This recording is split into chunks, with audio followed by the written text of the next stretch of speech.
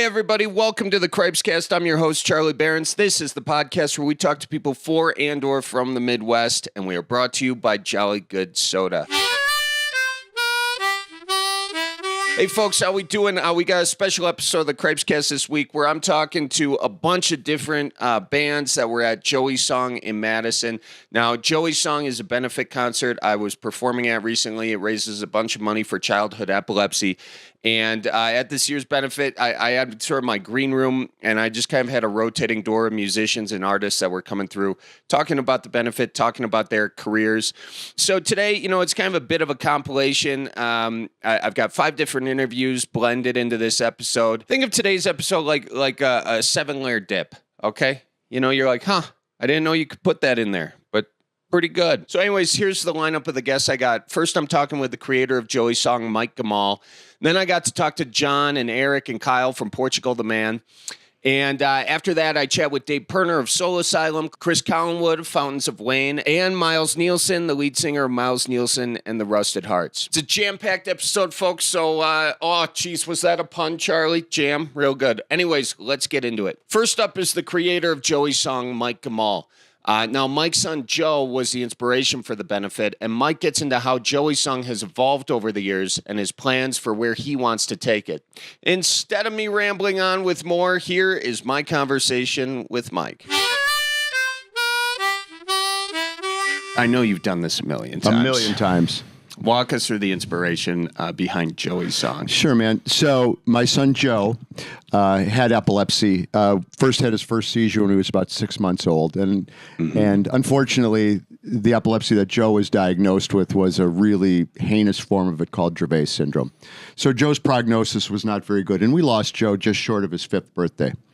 And even when Joe was still alive, I had thought about trying to do something to help other people because I knew his prognosis wasn't good, but, we're Wisconsin folks. You try to help your neighbor, right? I mean, that's what you do. That's what we're taught to do.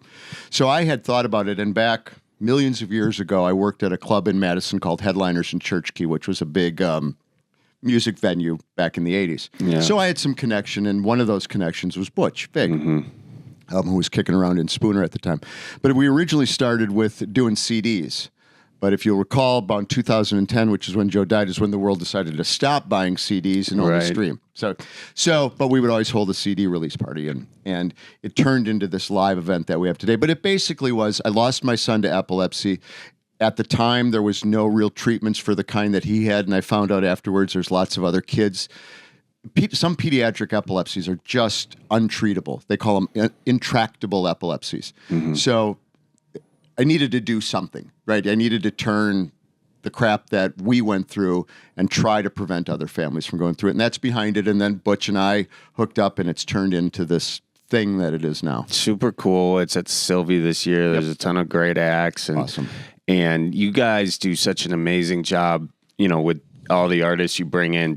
We had such a great meal last night, but it's such a cool vibe. And, this epilepsy, obviously, it's one of those things that people may know of, but it's not like, breast cancer. And it's kind of interesting how these, the story you tell around a disease can oftentimes make or break how long that disease is going to be around and how bad it's going to be. So, it's so cool that you've developed this story around Joey's Song and what you've done. This whole concert, in my mind, is like storytelling. Yeah, it is. And people are, ready to give money. And so, props to you. That's amazing. Thanks, it's interesting that you say that about epilepsy is so misunderstood, right? Because many disabilities you can see, right? If somebody's crippled or any of the other things that they can be, you recognize that. But epilepsy, you can't tell somebody has epilepsy by looking at them. And then how it manifests itself. Seizures, if anybody's ever seen a seizure, they're scary, right? And they manifest themselves in a bunch of different ways. So there's always been a stigma attached to epilepsy, which most people that have it prefer not to talk about, they don't talk about it. And then the other part of it is epilepsy's like some diseases, like a spectrum disease. Right. You know, there's tons of different causes and there's tons of different ways it manifests itself, whether Right. it's, you know, the shaking that people think of. Some people have what they call absent seizures and they just stare. There's a lot of kids in school that are really having seizures, but the teacher thinks, you know, little Billy's spacing out over there. So it's kind of a hidden ailment as well, which is why doing what we do, I think, is important. And not to sprain my elbow patting myself on the back, but by having folks like you and Garbage and Soul Asylum and Portugal the Man and Fountains Away and Play Our Thing, I get a lot of people in the door because they want to see the acts, don't know about it, and they're going to get an education tonight. Right, as you've seen walking around the venue, we got signs explaining epilepsy. There's going to be one of the doctors that receives our research grant is going to come and talk for a little bit. So if you want to see Charlie Berens do his comedy or watch Butch Vig play drums or watch the Nielsen Trust play Cheap Trick songs, we're going to make you learn a little bit about epilepsy as well. So it's kind of sneaky. Yeah, well, you know, it's fishing. It's fishing. Do you think the walleye likes the hook, or does he like the leech on the hook? Yeah, or she. Exactly right. Yeah. Or if you're using crankbaits, you know, I mean, but that's a spectrum as well, right? Exactly. Exactly. And you're a Midwest guy through and through, Yep. And the music biz, you were in Madison during such a cool time. Oh, man. I mean, what was that like? Madison used to, it's vibrant now, but back in the 80s, we had so many clubs. I worked at Headliners, but we had Merlin's and we had O'Kay's Corral and we had all these clubs, and there were bands like Spooner, which Butch and Duke came out of, you know, and we had just this rich pool. Ben Sidran was kicking around. The Cheap Trick guys were playing, you know, dates around here. And then the whole Midwest scene, right? You had the Replacements up in Minnesota. You had Soul Asylum. Yeah. The Midwest music scene back in the 80s, of course, we didn't know it at the time because we were living it. It was just the scene. But it's such a, you look back on it now and go, man, that was a rich vein we were mining at that time. It was great. And the drinking age was 20 or 18 in those days too. Yeah, that helps. It changed. That helps. It changed when I just got out of college, so I was grandfathered in the being able to legally drink at 18. Yeah, no, it is kind of cool though, you know, because a lot of people, when they think of music, they think L.A., they think New York, they think Chicago, whatever. Yeah. But you know, to see sort of these Midwest, like these sort of sleeper Midwest hubs, Milwaukee, Madison, Minneapolis, you know, Cleveland. Yep. Great music comes out of them, and sometimes you don't know it while it's happening. So that's right. It's got a very salt of the earth feel to it. You know, if we would sit down and draw a chart of, you know, all these bands, there's a common thread that it's, you know, it's usually not big hair. It's usually not lots of effects. You know, It's usually guitar. And, you know, probably in those days, the most wild songs we had was like Head East, Never Been Any Reason, and REO Riding the Storm Out with that, you know, otherwise it's two guitars, you know, it's verse, chorus, verse, and get out kind of stuff. And that's just, it fits the Midwest ethos, I think. yeah, really. I really think it does. That's awesome, man. Yeah. That's super cool. And what do you think the dream is with Joey's song? When are you going to be satisfied? Well, I won't be satisfied until kids don't have to go through what Joe went through. I mean, that's the ultimate goal. But there'll be incremental steps along the way because, and we could use all the time you have on this, the medications, even though medications have made great advancements in the sense for treatment, it's always been 1 in 3 people can't find relief from medication or surgery. And that number hasn't changed even with the advancements in medication. What has helped is that the side effects have decreased. But still, 1 out of every 3 people that has epilepsy doesn't know from minute to minute whether they're going to have a seizure or end up in the back of an ambulance, right? So that sword of Damocles is hanging over their head 24/7, and that was the case with Joe. So my mid-range step is going to be getting that 1 in 3 number to 1 in 4, 1 in 5, 1 in 6, so that lives can be better. But the ultimate goal is that nobody has to worry about this anymore, that we can figure out how to make sure that people can live normal lives with many of the causes of epilepsy. So that's the most important one. But I will tell you the other thing is, my other goal is, you know, we've got so many cool people here that know lots of other people. So I've enjoyed every venue we're at. But there's a big football stadium here in Madison. Yeah, I've heard of it. Yeah, and there's a few of those things. And someday someday that might be my goal too, that we do this little song and dance show that we do and we get, 60,000 people instead of, not that I'm not pleased with 2,500 people, believe me, I'm over the moon, but you ask about, long-term goal. So I don't think even though they would hold more people, I don't think I could ever have it at the big house in Michigan just because. You got to have your standards. Well, we know what Ann Arbor is, right? She's a what, right? So, that's part of it as well. Awesome, man. Well, thank you Charlie, very much. thank you for Appreciate coming, amigo, and Absolutely. thank you for putting us on the map. Thank you for letting me tell my story to everybody, too, man. Oh, my gosh. I appreciate you including me. This is super cool, man. Thank you. You bet. Special thanks to Mike for including me in Joey's Song this year. And for more information about the event, head to joeysong.org and hope to see you there next year. For my next interview, I got to sit down with the band that also shared my dressing room for the benefit, Portugal the Man. We talked about similarities and differences between Alaska and the Midwest, and of course, Summerfest, which is the greatest music festival of all time, if you're asking me. Anyway, it was a lot of fun. Here's my interview with Portugal the Man. You've been in Madison now a little bit, and you've been here before, Wisconsin. Sure. Top 3 differences between Alaska and Wisconsin. Well, it's interesting. The part of Alaska that we're from has a lot of folks that were originally from this neck of the woods. Isn't that funny? It was a FDR New Deal, Great Depression deal. Really? So a lot of Minnesotans and Wisconsinites came. Is that the demonym? It's Minnesotans? It's a lot of like farmland and long sunny summer nights and potatoes and a lot of lakes. So I think it was like there's lots of land up there. I know you farm folks have had a hard time. It's the 1920s. Yeah. Steinbeck's all their age. Yeah, right. Go up Dust to and Alaska. Stuff. Yeah. And then Alaska also's got plenty of hunting and fishing. I didn't answer your question. We're talking about the similarities, but you asked what the differences are. Well, you know what, though? It's funny you bring up the similarities because I do think Alaska should be, and I've said this on a different podcast, but an honorary member of the Midwest. But is that like, should the Midwest be an honorary part of Alaska? I think that's the real we're question. all part of Canada. Okay. We're West Canada, you're South Canada, it's all Canada. I suppose that's the case. Just let them have it. How does Alaska and the place you were born and come up influence the music? Entirely. The Alaskans in this band go to Alaska with any excuse at the drop of a hat. I think we have to. I think if I don't go to Alaska at least a couple times a year, I get weird. Yeah.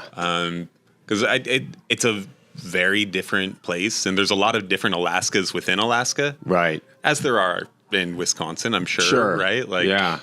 I've been to Sitka, Okay. And I'm sure that there's an assumption as soon as I said that, like, oh, this guy. If you say Sitka, what does that mean? That's kind of like... That's southeast. That's one of those parts of Alaska that you can't drive to. And that's a very specific, kind of different part of Alaska. We have a lot of friends out there. Shout out to Nicholas Glannon. Shout out to Lakota Hardin. There's a lot of very cool people in Sitka. But no, like that's just a perfect example. Like we were born and raised in Alaska, and I never made it to Sitka because I couldn't. And I didn't have a boat or an airplane. So we were beholden to the roads. Yeah. But there's parts of Alaska that I'm sure a lot of our buddies in Sitka haven't been to, or maybe they have. I don't know. There's just so much Alaska. There is so much Alaska, but I guess like what are the things that that kind of the place you're from kind of brings into the music? We're just like surrounded by mountains, and we grew up with wildlife that you never take for granted. Like when we were coming up, waiting for the school bus, there'd be moose around just snacking on trees, and that's just normal. That's just something that, is happening. Yeah. You don't get that in a lot of places. You don't get that in a Target parking lot. Right. Outside of Alaska. It's wild. And, everything's just bigger, more wild. What do you got? Oh, he's reaching. Oh, he's got some. Wait, do you guys have moose down here? You do? No, right? no. No? Well, no. We have deer. Deer. Yeah. Are they aggressive? Well, deer will frick up your Corolla. I'll tell you that right now. On Yeah. purpose, though. On purpose. They'll run out in the middle of the road and then they'll just do that to mess with you, to watch you swerve. Now, if you see a moose in the road, much different than if you see a deer. You're going full bore toward a moose. What do? Go faster. Go faster. You're trying to go under it. No, seriously, what do you do, though? Because if it's a deer, you just hit it. A moose totaled my dad's truck and went through the window. They will probably survive the wreck, and you probably will not. Yeah, so you have to swerve for a moose. I was always brought up, and maybe this is just my family's philosophy, but they're like, do not swerve, never swerve, hit the brakes, try and stop. But if you swerve, there's always ice on the roads, and you're better to die by moose than die of a rollover accident. I suppose. On some godforsaken highway in the middle of nowhere. Go out with some honor. Yeah. You know, die like a speed into man. that sucker. Yeah. No, in Wisconsin though, they say don't even slow down, because if you slow down, the car goes down, and then the antlers go right into your face. There is you there wanna is a stop philosophy in going under. Okay. Yeah, see, no, I was being serious. Really? Yeah, you do not try to stop. I mean, you definitely don't swerve. I mean, that's the thing that we're taught growing up in Alaska. I don't know if it's the icy roads or whatever it is, but yeah, I mean, that's our experience with moose. I mean, we had one moose crush our van. Really? And it just came right in. My mom had tried to slow down, so we just kind of hit it, and it went in. The other time I had a moose, we were going fast enough that it flew over us. So that's Holy my plan of smokes. attack every time, is go under it. All right, wait. When you hit it and the moose was donezo, was the moose done? You said. No. Oh, the sadly. I mean, they're so big, man. They just get hurt. They just, sometimes they'll just run off. Yeah. I mean, you could be pretty messed up, and they're out. All right. If you do see a fresh one on the side of the road, you guys, Subsistence, baby. Yeah. All right. It's a thing. We don't, but some do. Some do. Is that frowned upon? Because here, if No, you it's see a deer, it's frowned upon to leave it. I mean, there's a bureaucratic process to get the subsistence permit and to take that kill, and people do. Like that's 1,000 pounds of food. That's a year and more than a year. Yeah. Do it upright. Well, What a bleak converation. We went straight to moose and deer deaths. But it's one of them things. I got an F-150 in the Northwest now, and they just turn into a fine red mist. The deer. Yeah, I know. Pew. Yeah, that's kind of how it goes. Rest in pieces. What brings you guys to Joey's song? Who got you into it? Who told you about it? What inspired you to come? I mean, there was a few different avenues. We're old buddies with Butch Vig, and just meeting Mike and doing Summerfest in Milwaukee this last summer. Summerfest is great. That was the first time that we really kind of made a reality of it. And, Mike was so pumped just talking about his connection with Dax and the Cheap Trick and the Nielsen Family Trust and, Fountains of Wayne. And we just kind of started talking about music. And then before I knew, any of Joey's story or any of the back history to it, he had me sold on, the people that were going to be involved. And now that we kind of got into it and we get the personal connection with epilepsy, John's daughter struggles with epilepsy, and something that they caught early, but it's definitely a huge part of their life. And it's something that I think probably affects more families than I ever realized, but it's not something that I hear a lot of people talk about or play in support of or know much about. So like anything else, if we're doing something, I think it's usually because there's a connection or we want to know more about it. Yeah, super cool. You talked about Summerfest in Milwaukee. It's where I'm from. Summerfest is everything. Yeah. And we think it's a pretty cool festival. But you see a ton of festivals. So how do you rank Summerfest in terms of all the other festivals? Very cool festival you guys got over there. It was I was one of the wildest crowds I've ever seen at a festival. Loose. Yeah. Wild, loud, ready to go. And we played late too. So did you? Yeah, things were crunchy and ready to go, man. That's awesome. It was great. It was fantastic. Yeah, it's fun. You got the lake breeze coming off. You know? we we had kind of rehearsed, we went back into our practice space and we woodshed and kind of wrote a different set that we were excited to try out for that summer, and some other material and some kind of like down tempo stuff. And then we saw the crowd at Summerfest and we're like, no, Yeah. we gotta come out and play the heaviest rock and roll set that we can do. And I mean, that's just the vibe. That's funny. I It do is. that a lot comedy-wise. Like, if you're going, you kind of have an idea of what you're going to do. And then, like, tonight, I don't know exactly what bit I'm going to do at all. But I think we're good at not being good at preparing. Yeah. I think that's a thing. Like, we try and remain as context sensitive to the situation as we can. And even coming to this thing, we knew we had 20 minutes, but then we started doing rehearsals yesterday and everybody else was doing wild covers and just like legacy sort of Jack FM style cover tunes. And we're like, oh, shoot. Hope.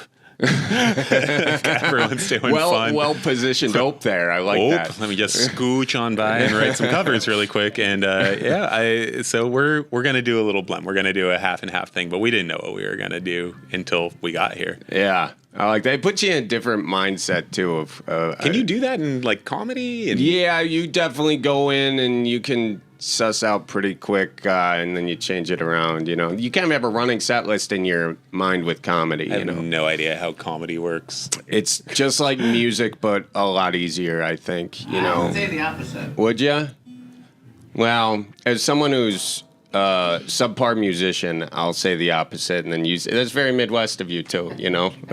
That's good. A contrarian in the corner. You're not even on camera right now. What? Oh, geez, Louise. I don't want to be on camera. Okay, fine. No, you're not. Yeah, he's Now over you there. are. Boring. Yeah. Well, don't try and be funny. Just be yourself. Just be yourself. Yeah, that's good advice. That's really nice. Yeah. All right. Well, guys, thank you very much. I appreciate you. It'll Hell be yeah, fun brother. seeing you out there. Huge thanks to Portugal the Man for joining us on the Cripescast and giving tips on how to avoid a car crash with a moose. Make sure you give that another listen before you go to Alaska, folks. And check them out, PortugalTheMan.com and at Portugal the Man on all social. Be sure to download their music and buy their albums as well. My next interview is with the lead singer of Soul Asylum and Minneapolis' own Dave Pirner. Now, he was born in Green Bay, but he grew up in Minneapolis. Dave says that even with all his time away from the Midwest, he still loves to come back. And, I tell you that, folks, doesn't that just hit you right in that brat-soaked ticker? I tell you what. Jeez Louise. Anyway, he and I kind of shoot the breeze, and, Dave's got some jokes. I'll tell you that. He's got some jokes, so take a listen. Am I supposed to talk into this? Into that microphone or no? Is this for my voice? That's for your voice. Sounds Okay. really nice in there. Oh, yeah, I sound good? Yeah, you got it. Yeah. Has anyone ever told Thanks, you you had a man. good voice? No, not that I remember. Well, you got a good voice. My folks just said, whatever you do, don't go into music. Did they? Were they supportive of it? No. No. Well, they were probably right. They're like, getting into music is going to be hell. Yeah, I mean, and has it been hell? Has that been accurate? Well, let's just say I would make it terrible just about anything else. Anything else I would do worse.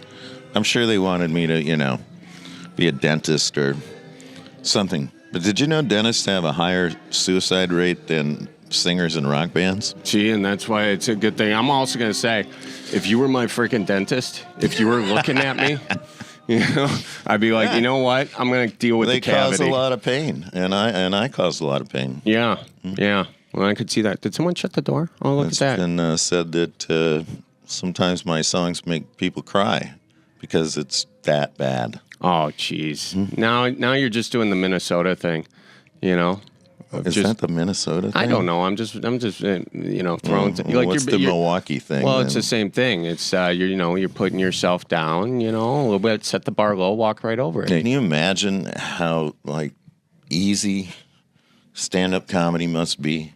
Seriously, think about it. Think about it. I like it when people hate me, but it's usually because of the other guys in the band. That's the way I rationalize it. No, that's a good way to do it. Yeah, I know. It's their problem. But I have actually often said to myself or anybody that might be listening to me that stand-up comedy is the only thing that scares me more than standing up there with a guitar, because you ain't got the guitar. Yeah, that's true. You know, That There's is true. But you know what? Standing up there with a guitar scares me more than stand-up comedy because I am a slightly below average guitar player. I'm not really down with the whole crossover thing. Okay. All right. I won't won't tell you about my second album coming out. I don't like comedy music. Yeah. Well, it's not. There's a couple good Cheech and Chong jams. Yeah, there's some good ones. You can't say you just don't like any of it, King can Tut you? was okay. It was pretty good. So now you're just listing off good ones now. You know, yeah, because the rest of it's kind of there's a lot of not so great stuff. It's like it didn't quite do it. It's tough. It's tough to write a punchline in a song and like have it how hit. Dimitri Martin. Yeah, Dimitri does Martin. it. He uses the guitar in a pretty good way. Or what about Bo Burnham? You like him at all? I have some friends that are crazy about him, and I can't really understand it. Okay. It's too Broadway for me or something. Yeah, it's very theatrical. Yeah. You don't like Broadway? Well, I guess it depends on what it is. I suppose it's like you don't like movies. Yeah, you know? Fosse kind of thing, and then there's just that bad thing. It's a little over the top for me a lot of the time, musicals particularly. But you know, I love Broadway. Actually, I love seeing this. About half the things that I've seen. Yeah, well, I suppose it's like any other art form, just like musical comedy. Yeah, I shouldn't go to musical Broadway shows. I did see Bring the Noise, Bring the Funk. Oh, yeah? How was that? Tap dancing, and it was unbelievable. It was great. It was really, really good. Savion Glover, he's like the best tap dancer in my knowledge of tap dancing. Wow, yeah. So they do this kind of hip hop tap thing, and it's great. That's great. I got to check that out. Yeah, it's worth it. What role do you think where you came from influences your music? Like Minneapolis, right? Or was it out on the outskirts, or was it Minneapolis Well, proper? you kind of the royal you. Yeah. You grow up and you think it comes out of a radio from way far away, and that's always, I was that kid that like if there was a song playing on the radio in the car, I would go, Mom, I'm just going to sit here until the song is over, and she'd leave me in the car to listen until it ended, and then I could get out of the car. Oh, wow. I gotta follow Joel Hodgson. How do you like that? I mean, that's, yeah. Not that funny. Today? Yeah. Do you have anything you're going to say About to funny get right after that? upstaged by a stand-up comedian. Well, no, but I tell a lot of jokes in my set. I turn around, I look at the band, and I'm like, oh, that guy's tuning, or that guy's fixing his snare drum. I'm on. I tell a minute or two joke. I will say that's a huge art form right there.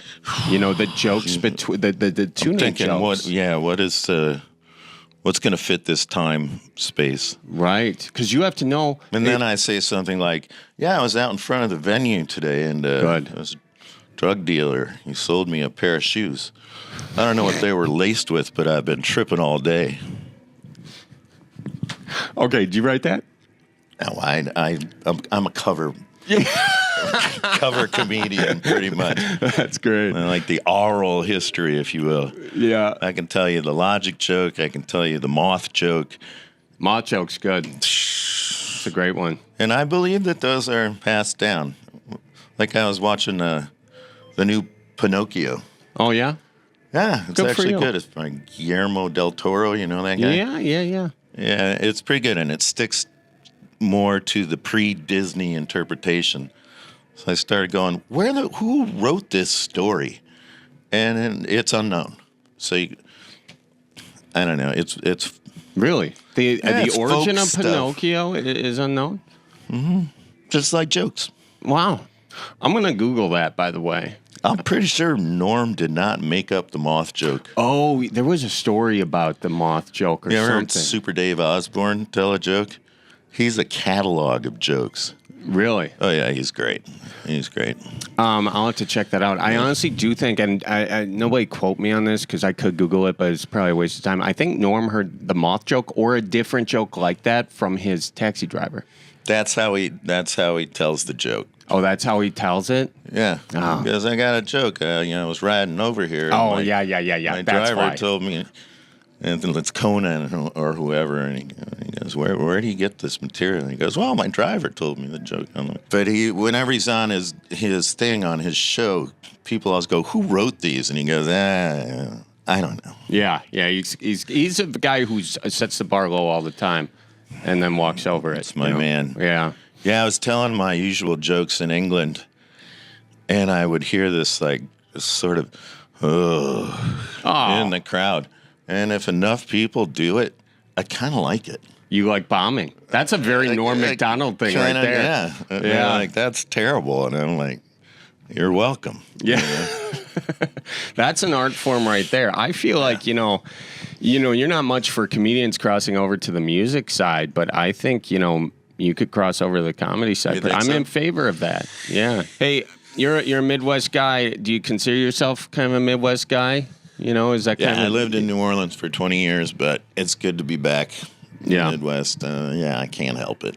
What is it about Minneapolis? I feel like the music, there's been so much amazing music that's come out of that city. What do you think it is about that city that... Long winters. Yeah. That's the only thing I can figure. Yeah. We're shut in. I think that's why we handled COVID better than most places, Right. because we're used to being shut in. Yeah. It's like, But, it's just a big, long Yeah, February. you got to do something. You might as well start a band. Yeah. Yeah. How old were you when you first started playing? 17, I think. 17? Yeah, I started out on the trumpet, then I moved to saxophone, and then I moved to guitar in high school. Who was the who was the first guy you looked at, or gal, whoever, and you were like, I want to do that? Jimi Like, Hendrix. Jimi Hendrix? Yeah. I was a huge... But I was look at like, this. I want to do that, but I can't. And then I heard the Ramones, and I went, oh, I think maybe I Maybe could that. do that, maybe. That's cool. What is your favorite Hendrix song? Off the top of my head right now, I'm feeling Crosstown Traffic. Kazoo on that track. Isn't that crazy? What's that one? And I think where it starts off kind of like it's in a bar. You've kind of got that bar sound in it. The Hendrix song. I can't think of it. God, this is the worst, Charlie. Remember All along some- the Watchtower? No, it's not all along the Watchtower. It's in a time. Feel like. I got to go check this out. I think Miles is singing with his wife. Oh, this was fun. Been a pleasure. Hey, this was it. Is that how we wrap interviews? Like I start trying to think of a Hendrix song. You're like, I got to think of an excuse here. No, I tell you another joke. Oh, okay. Oh, do you want it? Tell it to me. Well, I don't know. Let me see. I'm trying to size you up. Yeah. See what kind of a joke you might like. You're 6'1", 195. This bear walks into a bar Okay. and he goes, I'll have a gin and tonic. The bartender says, what's with the long pause? And the bear says, well, I've had these my whole life. Dun-dun, dun-dun. Oh, bringing it full circle. Thank you very much. That was super cool. See, I told you Dave had jokes. I may be stealing some of those for my next tour. Thank you, Dave. Next up is my conversation with Chris Collinwood. Great dude. Also shared the green room with me and Portugal the Man. Super fun guy. We had a great conversation about music, the mechanics of music, songwriting, all that sort of stuff. So here is Chris Collinwood. Which one's your favorite pick? I don't have a favorite pick. The most important thing for me is that it's brightly colored, so when I drop it on the stage, I can pick it. Oh, yeah? Do you lose a lot of picks? I do. Yeah. I used to, not so much anymore. I used to drink a lot. Oh, yeah? Yeah. Then no more on that. Yeah. On the pick, are you a heavy or Yeah. a medium? Heavy. Okay. You guitar player? I play guitar poorly. Heavy or light? You know what? I honestly don't play with a pick. I just kind of finger pick it, or I kind of use my hand. It's a very imprecise kind of thing. Is that typical? I see that like Adam from Fountains of Wayne used to do that because he started on piano and bass, which I guess the more serious bass players play with your fingers. Yeah. Okay. So, and then, the Ramones, of course, play with a pick. Heavy pick. Yeah. Yeah. Who was like the first person that you saw do music and you were like, yeah, you, and that's going to inspire me? Do you remember? The Beatles, man. Was it the Beatles? Yeah. I went to an all-boys boarding school, and it was so uncool at that school to listen to current music. So at the time, it was like Michael Jackson and Madonna and stuff, but I was more into, like the cool kids had album collections like the Moody Blues and the Rolling Stones and the Beatles. And like, I guess I owe going to a prep school, like learning about classic rock. Yeah. That's which was kind of, at the time you did it, the counterculture thing at the boarding school, yeah? Yep. Okay, that's Yeah. cool. What Beatles album's your favorite? I don't have it. That's a Can't trick pick one? question. You can't pick How one? do you do? What's your favorite Beatles Rubber album? Soul. Really? No, I just picked one.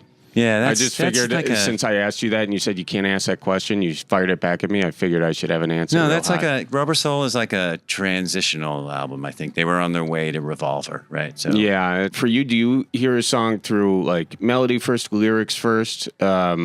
Like what's the driver of the song? people ask me that a lot, and I don't. I wish I had a process that First I of could. all, I thought that not to There's an interrupt you. original I thought question. Yeah, God, this sucks. I'm going to answer it anyway. All right. I don't know. I literally have no idea. Like it's improvisational, and then I get to a point where it starts to feel like something, and then usually like a line, the words and the melody kind of come out at the same time. Maybe it's been brewing underneath. I don't understand how people write words and then set it to music, or vice versa. I don't understand how that works. I think if you're going to get like really beautiful happy accidents, that's not going to happen. It kind of springs forth, and you just have to know when you got something. Like observing, like from comedy perspective, I'll like see something, observe something, like write it down. That's a joke or whatever. Do you do that with like a song too? Of like you, okay, perfect example. The other day I was like, this was an old pizza. Now it's a pizza me.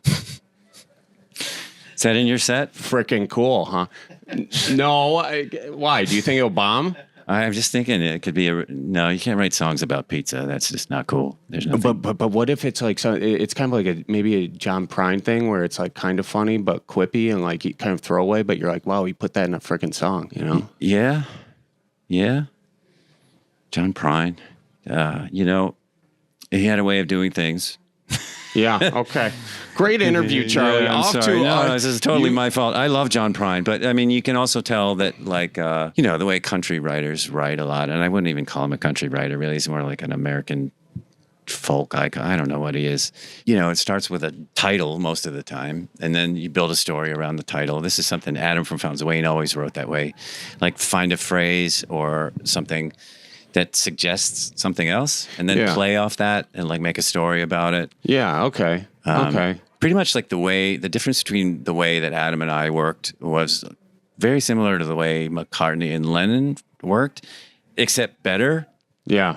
than them. Yeah. I know. Yeah. Are you not going to elaborate on that? You're just going to say you're better than the Beatles and just direct a roll? This is I I'm love making that. I'm making I love this that. I'm making this official on your podcast. Yeah. Yeah. That's cool. Yeah. Nice. Thanks for doing that. Yeah. What brought you to Joey's song? I was on tour with Art Alexakis from Everclear and Max from Eve 6 and John from Marcy Playground. Yeah. And Mike came to the show and asked all four of us if we would do it. And I was the only one who said yes. I was Really? like, yeah, I'll do it. And then that was, 3 years ago. So now Max from Eve 6 wants to come and do it now. And I've been trying to get him here. Like last year when we were going to do it, he was going to come. And this time around, I think he just had too many performers. And so he couldn't make it. But Max is a good friend of mine, and I think he would be great here. Nice. How have you enjoyed the Midwest so far, Madison? I love these people. I love this whole scene. I love Butch and just Midwestern nice is a thing, right? It's a real thing. It's I like think so. I've apologized to these guys a lot being in their green room. Actually, you as well. So Yeah. sorry also. Yeah. Sorry. Yeah. You've obviously toured around a bunch. Is there something about a Midwest audience that's different from maybe another kind of audience? Is there a vibe here? Because you're an East Coast guy. I am, yeah. I don't know. I mean, it kind of all blends together when you're. Yeah, I just- suppose. just keep your head down, do that one, go to bed, do the next one. I mean, it's great here. I love it, but it's not like you get to really know the town you're in when you're playing a gig on a tour, you know, except for walking between the venue and the hotel. And so that's true. I actually spent more time in Wisconsin just doing this than I've ever been here in my life. So, Did you get out ice fishing? nope. Is that a hard no? If someone was That's like, "Hey, you want to go ice fishing tomorrow?" Yeah, that'd probably be a hard no. I don't know. Yeah, probably. Okay, Yeah. all right. I won't ask. You were planning on I it? was gonna offer it. All right, yeah, let's do it. Okay. Okay. Are you just saying that for the camera, and then we're not gonna go? No, I'm not even looking at the camera. I'm hoping I'm actually out of the frame. Yeah, you're kind of sneaking in there. Well, we can edit you out. Okay. Yeah. Yeah, that'd be nice. We'll blur your face. Okay. Yeah, that'd be It's good. good. Like a Yeah, and do the thing on my voice. yeah. right? We'll take it real down. Yeah. Yeah. That's good. I like that. That's a good vibe. My question for you is, what is a good question? What's a question that you would like to receive? I like when a musician interviews me and they talk about pieces in the song, like where did that thing come from? Oh, you like it when they get, The details. yeah. It's a little harder for me to talk about just You like getting in the weeds of it. I mean, part of the fun of doing like this is seeing these guys and like other acts and like hearing what they're doing and talking about it and learning from other people and Yeah. you know. I know what like gets me excited about like if you write a good joke or if you write like I do some songwriting too, mostly bad, but if you write it good, it like gives you this energy, you know, that like just keeps you going for the next day or whatever. Like what's kind of that equivalent for you if you have that, you know? I mean, for me, it's probably more frustration. Like if I have a really good idea and I know it's a really good idea, and then sometimes I just sit with it forever. I was talking to Freedy about this yesterday, and he just put an album out. It's a great album, and he told me that those songs like started 10 years ago. Like, how do you write a song for 10 years? Like literally, and then he's like, no, all the albums are like that. Like the one like the next album will be songs that are also, 10 years old. That he started 10 years ago. I don't understand how that works. It's like the barrel-aged whiskey, you know? I mean, it's also, I'm just not the same person I was 10 years ago. Like you grow and you change and you're into different things. Like 10 years ago was like, if I started a song 10 years ago, I don't think I would be in the right frame of mind to pick it up again now and finish it. Like it just wouldn't work. Put a different thing on it with 10 years more of experience or whatever. It wouldn't. I mean, happen maybe, that or way. just like sometimes I just listen to like different kinds of music and I'm into something different. Like, I don't know, like early on, I kind of went in a country music phase, which I kind of think is like boot camp for songwriting. You know, you just learn like the basics and how it's supposed to work. And then it's good to learn that stuff. And it's good to just develop an instinct for like the way chords go together. And like a lot of musicians don't know the math of music. Right. So like we're rehearsing and like we're talking about that too. Like some bands go, okay, we're on the route, that's one, and then they're calling out the chords and they go 4, 5, 6. But like there's different things for different people. I think that if you get too analytical about it, you lose something because it's like you're thinking about the math too much. And it's also like it's a habit of listening.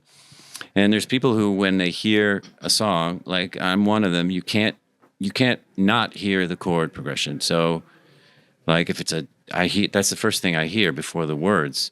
So I'm just my fingers are unconsciously just doing the guitar chords. Okay. So, and that just, I wish I didn't have that analytical part because if I could shut it off, like I know people who they don't know that G to C is the same as A to D. And so every time they play that thing that's the exact same thing but a step up, it sounds totally new to them because they don't know that it's the same relationship between the two chords, right?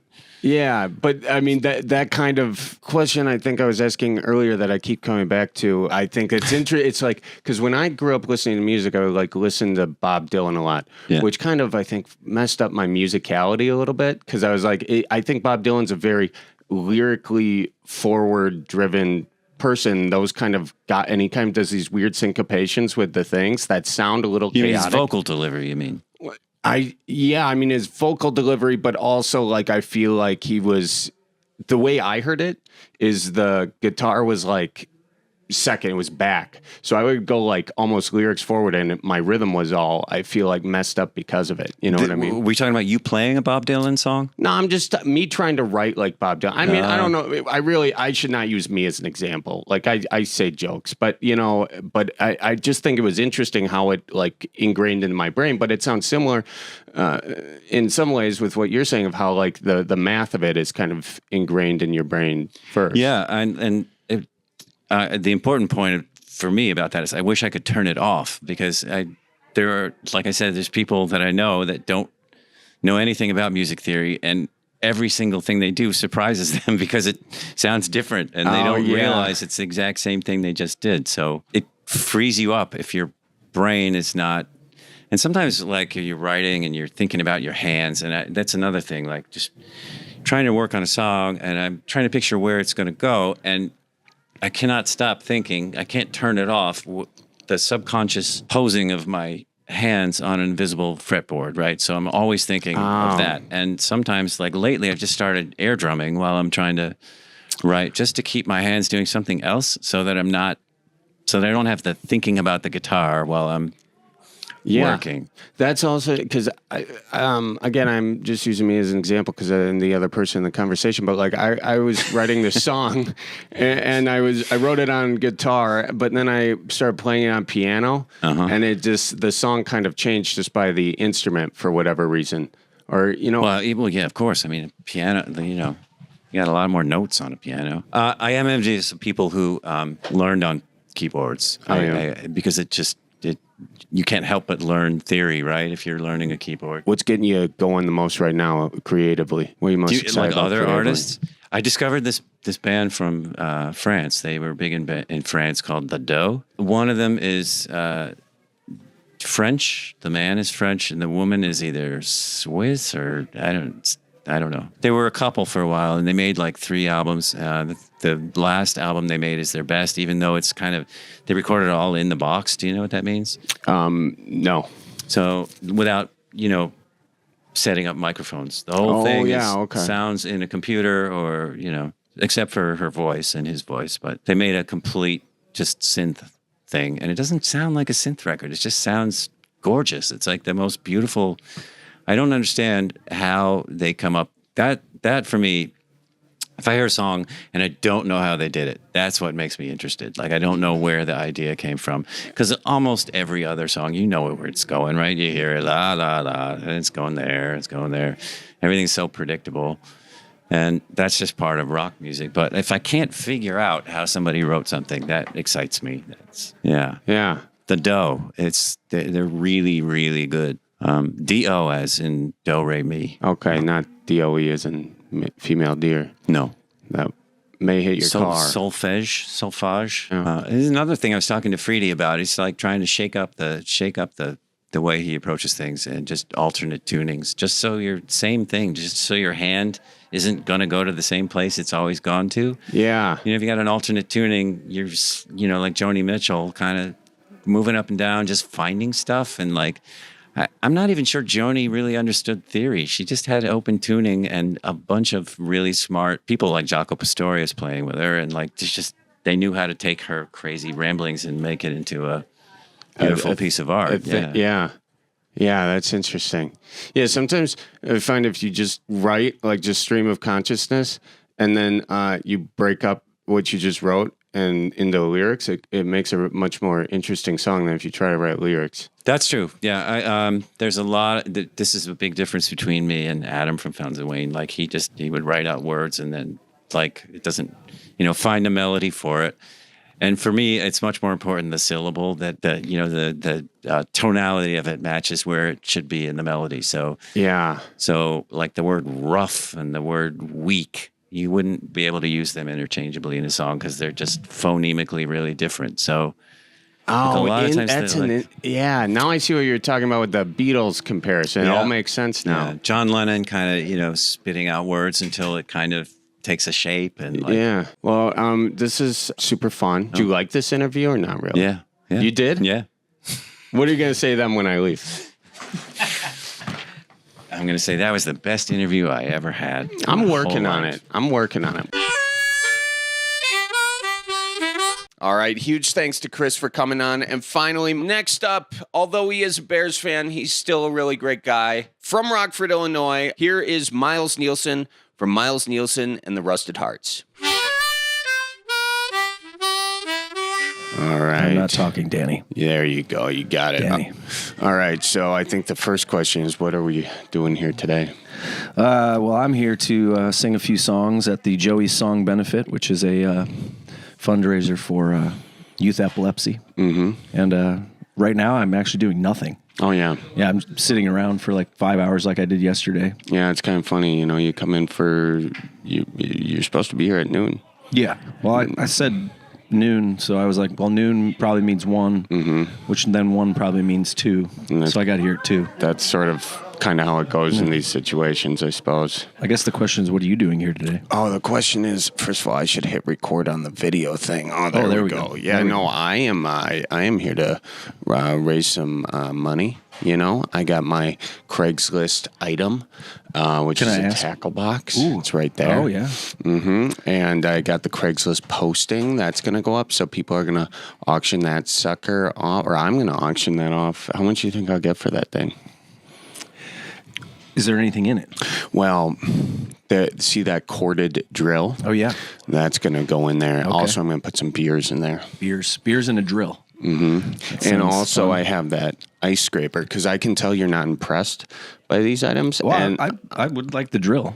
okay, that is a nice I mean, corded drill. It is, because the cord seems a bit longer than most, too, so you actually can use it for, like, practical things. Yeah, even without the extension cord. Yeah. You can get around. A corded drill really is the underrated thing these days. Everyone's going cordless. Yeah, well, you know, and then the battery always runs out. So with that, what kind of problems do you really have? I know, none. As Yeah. long as your electricity Right. is there, as long Yeah. as you got a grid. If you're on the grid. If you're on the grid. If Yeah. you're off the grid, better And the solar are you panels. on the grid? I am, but I have solar panels. Oh, you do? Yeah, See, I'm a that's hippie like that. Yeah, we're stepping up in that direction soon. Oh, good deal. Now, Yeah. you're in Rockford. Rockford, Illinois. Yeah, are you a Bears fan? I am a Bears fan. Okay, and that's the end of this interview, Yeah. ladies and Thanks, gentlemen. Well, so what you've got, like, I feel like you got a very interesting life. What was it like growing up in Rockford, kind of, you know, with everything going on with your family and all that? Small town, interesting. Yeah. You know, you go to the grocery store and like all of a sudden, you know, you're hounded for. Well, I wasn't hounded, but my dad was hounded for autographs, and then they're like, people are like, saw your dad at the store, man. I didn't know he likes to drink Blatz. Like, well, yeah. I mean, he drinks Blatz, so we won't drink his beer. That kind of a thing. You know, he was smart. He was like, well, when I had Rolling Rock, the kids would drink all the Rolling Rock. Yeah. So he's like, well, I figured I got Blatz, so Blatz they would deter us from drinking it. After a while, you get desperate, you'll drink the Blatz. Yeah. So we started drinking the Blatz, and then it just backfired. So he just quit drinking altogether. So he's hasn't had drinks for like 27 years because I think we caused him to stop drinking. I mean, you made your dad stop drinking. That's it. I mean, you were just cleaning him out. You know? It was really for him. But Rockford's interesting. You know, a big time blue collar town.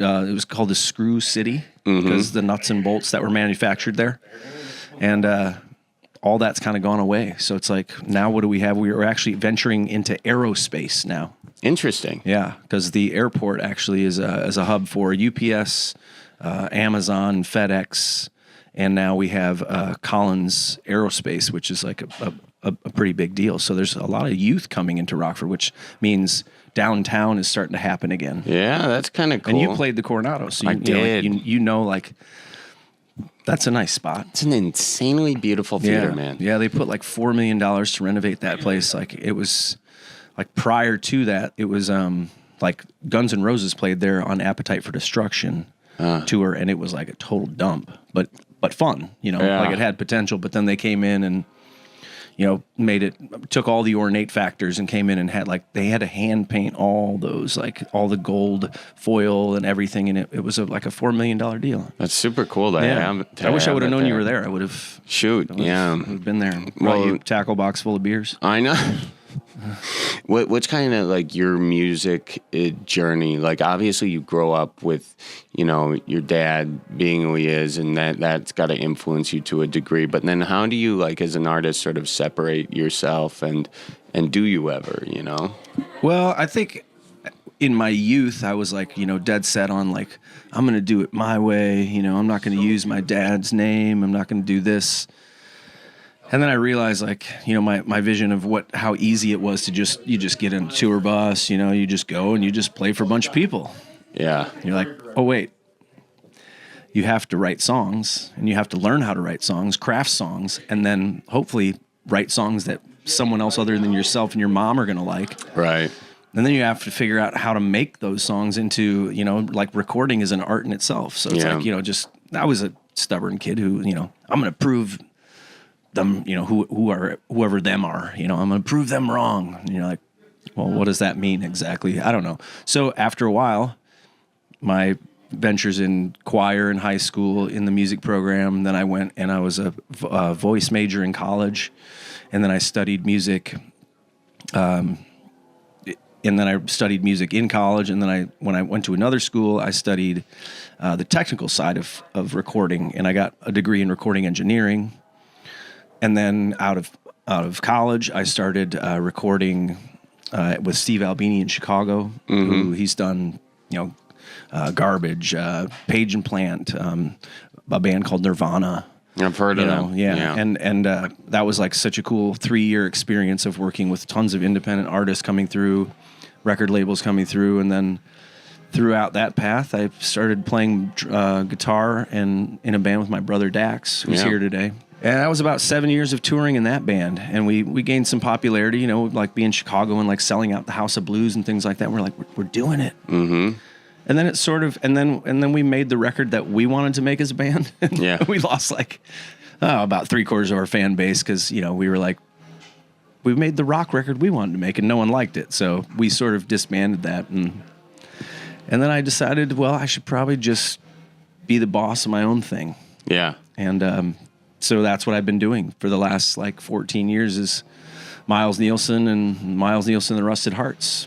It's awesome, man. And like when you do that though, when you make one, do you really feel like you lost people on it? Or oh yeah, does that? Because it's kind of like I'm thinking like as a video, I make videos. If you make a bad video, not a lot of people see it because it doesn't get shared as much. I mean, so bad news, it doesn't get a lot of views. But the good news is it didn't get a lot of views, But with music, it's something different because you spend so much time crafting an album.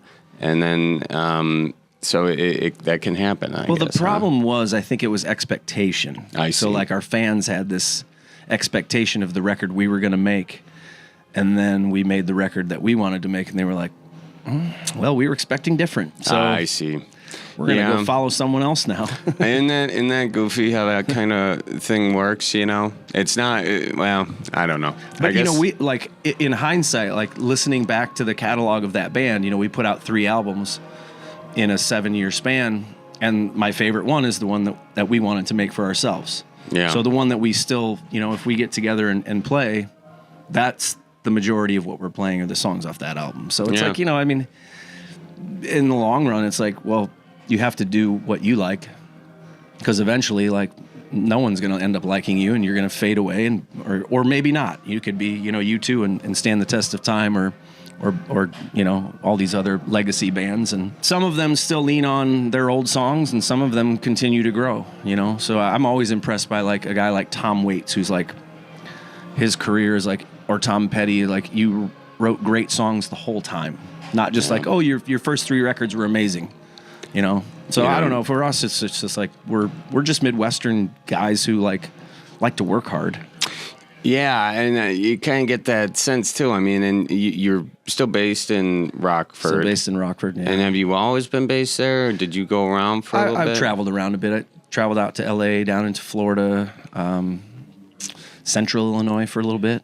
And why did you decide to bring it back home? It's a good question. I think children. Yeah, they'll do that. Affordability too. Yeah, Rockford's very inexpensive. Yeah, like I was looking at like comparing the house that I own in Rockford to the house that I would try to own in any of those major cities, and I was like, I can't own any of those. I'd be living in like a 600 square foot apartment, you know. Yeah. And I can't really do that with 2 kids. No. And I like dogs too. So dogs, you know, like dogs don't work in a 600 square foot apartment either. Yeah, but the nice thing is that I feel like, you know, as sort of the social media and whatnot, you can kind of be anywhere doing whatever your creative stuff you want to do. Absolutely. And I think, personally, I think that's going to be like a huge influx in the Midwest, you know, like.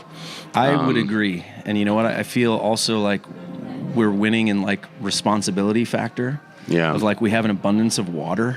Oh, dude. You know, we have seasons, like we have natural resources that, you know, we're gonna stand the test of time here in the Midwest.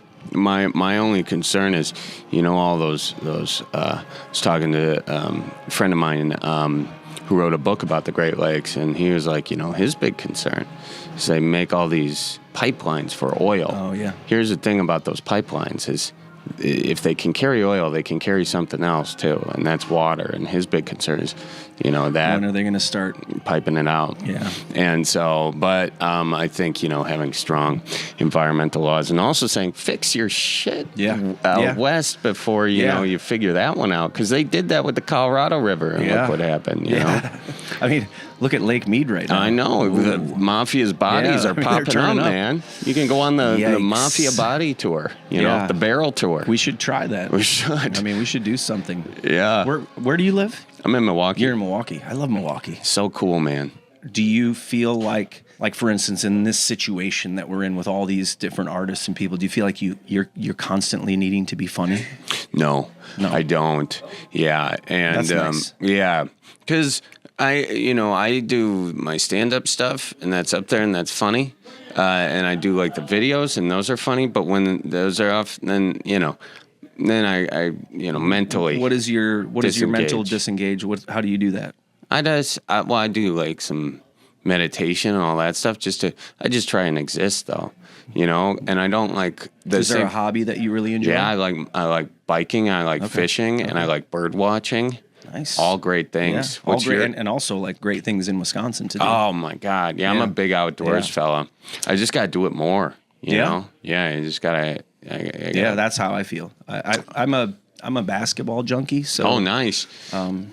Yeah, we have our big. We won our first round of playoff. Congratulations. We have our big championship game tomorrow. Holy smokes! So, I'm the second oldest guy in the league. Okay. So, like, what's your position? I'm shooting guard. Nice. Yeah, I'm like out of the 10 guys, I'm usually the 8th guy off the bench. You know, I'm like number 8. Like, you know, I'm not starting, but you know, like if you need like. Deep need bench. me to come down and knock down a couple long distance shots. You'll make it happen. Because I ruptured my Achilles like 8 years ago. Oh shoot! Playing basketball, and like my whole game was like before that was like a slasher and a get to the hoop, and now I'm like I'm good. I'm gonna hang out here. I was just if I'm open, hit me. Everyone's got their time. Do you get to Bucks games much? I love the Bucks. Yeah. Are you a Bulls fan? I'm a Bulls fan, but I enjoy. I enjoy basketball. You know. Yeah. I enjoy the Bucks. Bucks are. I feel like, is it Oldenhauser? I don't know how you say his name, the coach. Yeah, you did pretty Wisconsin, good. But like he fits that team so well. Oh my like just the look and everything. I'm like, that guy would be sitting at Jim's county line on Highway 26, like having a Stroh's, you know, or having a Miller High Life, you know, like any given Saturday. Yeah. You know, that's hilarious. Yeah. That's a great observation about him. I love the Wisconsin look of him. Yeah, you know, and I like kind of just Milwaukee, Rockford as well, Chicago. I mean, Chicago's kind of the higher class situation there in a lot of ways, but you know, kind of these blue collar towns are there's something cool that comes out of that from an artistic standpoint. It's like Milwaukee is a place for me that rather than going to Chicago, like my wife and I will seek out things in Milwaukee and we'll head to Milwaukee. Yeah. You know, like it's rare that we go to Chicago for things because like Milwaukee's a lot easier. Yeah, I know. But also like just I feel like there's a little like there's like more of this like honest grit to Milwaukee. Totally, yeah. That I love. That like would just it's like I'll get on Hotwire and find these and Milwaukee's got a lot of hotels. Yeah. So like we'll go up there and just stay for a night or two and just you can go to the Riverside or the Paps and catch something cool. Or you can go to a Bucks game. Yeah. Or there's hockey there. Like there's tons of cool stuff. Great going parking on. too, as you Great said. parking. That should be our take on Milwaukee. You can find parking. Yeah, you can. That's And it's great. Should not It's be great parking. overlooked. It's great parking. Yeah. I didn't think about that much, but every time in Milwaukee, Yeah, you I find can find it. a parking pretty space. gosh dang close, which is good because it's usually cold there. There's a pretty good wind that whips through that little downtown. Yeah. So after this, what's up with you guys? Actually, we head out tomorrow. We're going to we play Tucson, Arizona on Tuesday. Nice. And then we play Scottsdale, Arizona on Thursday, and then we head into Mexico for a festival called January Jam. So we're in Mexico for 4 days in a town called Puerto Penasco. Oh, nice. And it's a festival hosted by Roger Klein and the Peacemakers. Those guys are out of Tempe, Arizona. There'll be a couple thousand wild people that love music, and we get to spend 4 days in Mexico. Hell yeah, man. Right on the ocean. Can't beat that. Yeah. It's a rock star life right there. Yeah. Yeah, it's pretty great. Well, thanks for having me here, buddy. Yeah. And where can everybody find you Oh, guys? it's just milesnielsen.com. If you can spell my name, which is MILESNIELSEN. And if you can, now you can. Now you can. Yeah. I'm Danish, not Swedish. Nice. That's good. Yeah, that's good the E. clarification. That's the E instead of the O. Thanks, my man. Pleasure, buddy. Yeah. Yeah. Thanks to Miles for coming on and talking with me. It was fun to chat with him, even though he is a Bears fan. Check him out, milesnielsen.com. Huge thanks to everyone who I got to chat with at Joey's Song. Again, if you want to donate to Joey's Song, go to joeysong.org. You can check out Mike, his story, Joe's story, and which is a real tear-jerking story, by the way, but there's a place to donate there. Or, just come out to the show next year. It'll be in Madison. The details, I'm sure, will be coming out shortly. So anyway, thank you all for listening to another episode of the Cripescast. Everybody keep her moving and watch out for deer. We'll see you next week. So roll out the barrel and get the band brewing. Life's got you down, just keep her moving. It's on Wisconsin, the Badgers say it's the old Wisconsin Jubilee. Sometimes when you're ice fishing, you put your foot in the walleye hole and go ass over tea kettle and you think you're done. No, you gotta keep her moving.